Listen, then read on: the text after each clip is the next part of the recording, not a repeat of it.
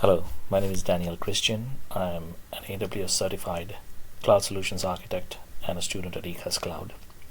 In this video, we will talk about the behavior of security group, the functionality of security groups, and how it acts as an instance level firewall. So as you can see the topography here, we're going to create a Windows instance in a public subnet and a Linux instance in a private subnet. We will give connectivity to a Linux instance with a NAT instance placed in the public subnet. And in terms of the security group rules, for the Windows security group, we will have inbound rules where RDP would be my IP, so it would be only I would be able to establish an RDP connection from my IP, and there will be an HTTP port 80 for anyone. With regards to Linux, there will also be an inbound rule where the subnet of the Windows would only be allowed, and HTTP. With regards to outbound, it would be allow all. So over here we have a VPC with two subnets, a public and a private subnet. In terms of the route tables, we have a private route table and we have a default route table. We have an internet gateway which is attached to the VPC. With regards to the private route table, we have a NAT instance which is a target, and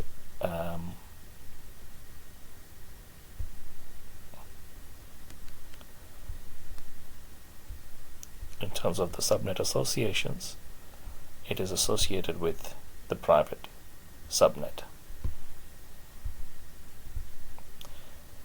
So 10.0.2.0 is the private subnet, and 10.0.1.0/24 is the public subnet. Over here we've launched Windows in public subnet, Linux in private subnet with IP disabled. So the Linux instance in private does not have an IP address, IPv4 address. NAT instance has been created in the public subnet. In terms of the security group, as we can see here, Windows security group, the public subnet instance security group has got RDP, and the source is my IP address here, and HTTP is on port 80. For the Linux security group, the SSH is on port 22, and the source is the public subnet, and HTTP on port 80, source anywhere. We also have a custom security group for the NAT instance where the inbound rule states all traffic, and the source is the private subnet, as you can see here. We have launched the Windows instance, and we have connected the Linux instance into the Windows instance.